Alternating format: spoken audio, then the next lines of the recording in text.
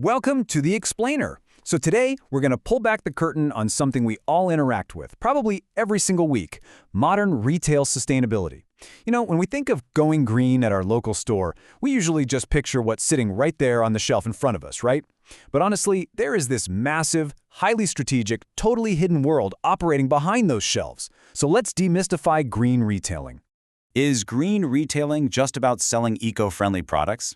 Well, most people would instantly say yes. They picture an aisle full of bamboo toothbrushes or, organic cotton t-shirts, and they think, yep, job done.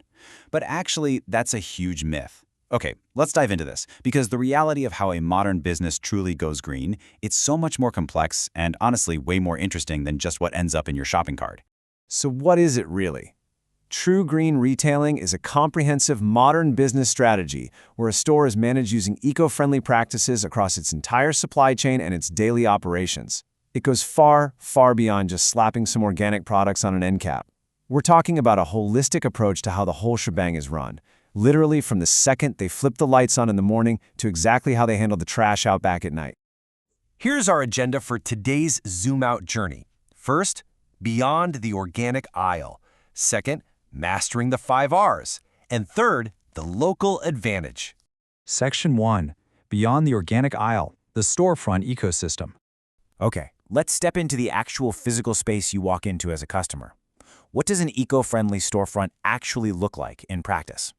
Well, to transform into a green business, retailers adopt these practical daily changes.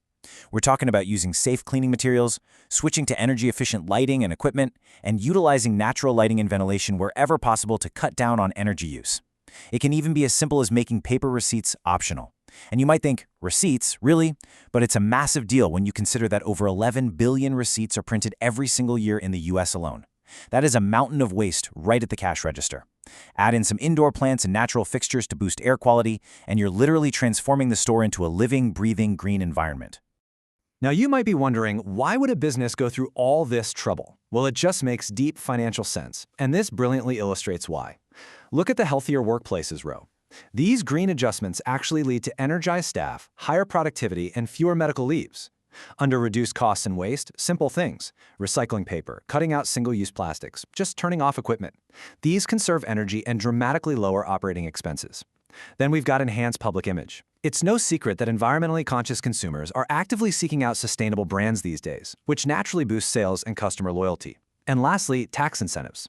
Governments are frequently handing out tax benefits to companies that use green practices, whether that's relying on renewable energy or switching to hybrid vehicle fleets. It's basically a total win-win for the planet and the profit margin. Section 2. Mastering the 5 R's, behind-the-scenes waste management. All right, we're leaving the bright, airy storefront now and heading straight into the back room. Before we get into the exact strategies here, let's make sure we're on the same page with our terms. Waste management is a streamlined procedure used by businesses to efficiently handle garbage from its point of origin all the way to its final disposal. It's definitely not just mindlessly chucking things into a dumpster in the alley. It's a highly calculated, intentional system. So how do they actually manage this? The core principles that dictate this entire procedure are known as the 5 R's. Now listen, this isn't just a random list of green buzzwords. It's a strict, step-by-step hierarchy of defense against waste. Step 1 is refuse. That means completely avoiding unnecessary items, like single-use plastics and crazy excessive product packaging right from the start. Just don't let it in the door. If a business can't refuse it, they move to Step 2, reduce. This means minimizing the waste they generate and cutting down on substances that cause ecological imbalances. Then comes Step 3, repurpose. Can we give this thing an alternative use to extend its lifespan? If not, we hit Step 4, recycle. That's processing waste materials to manufacture new products, which lowers the environmental impact and decreases the demand for fresh raw materials.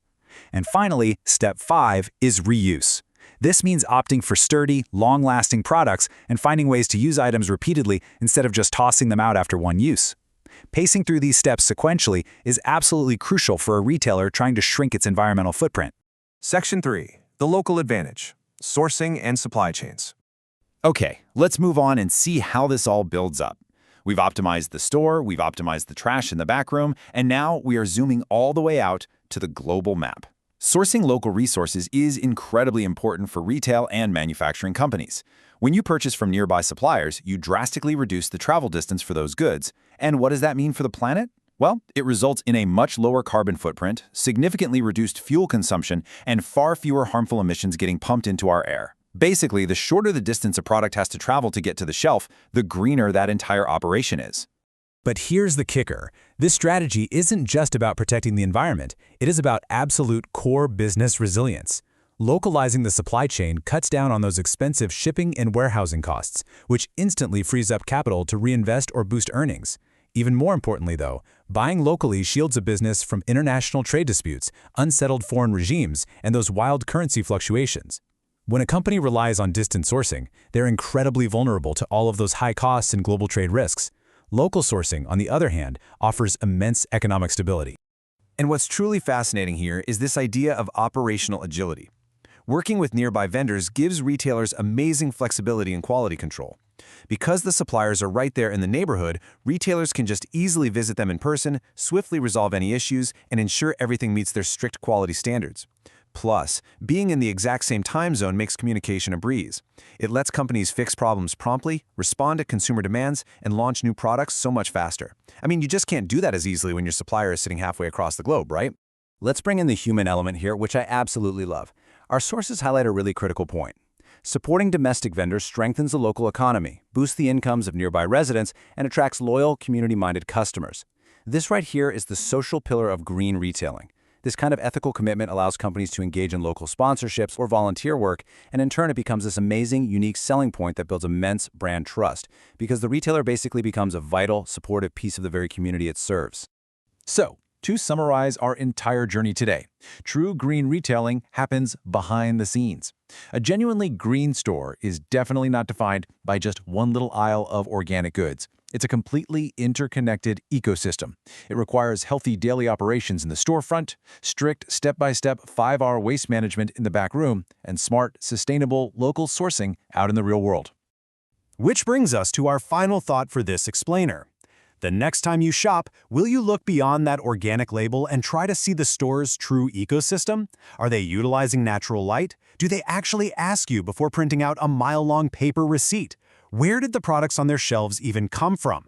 Remember, you have immense power as a conscious consumer to support the brands that are truly doing the hard work behind the scenes. Thank you so much for joining me to demystify this topic. Keep asking questions, shop smart, and I'll catch you next time.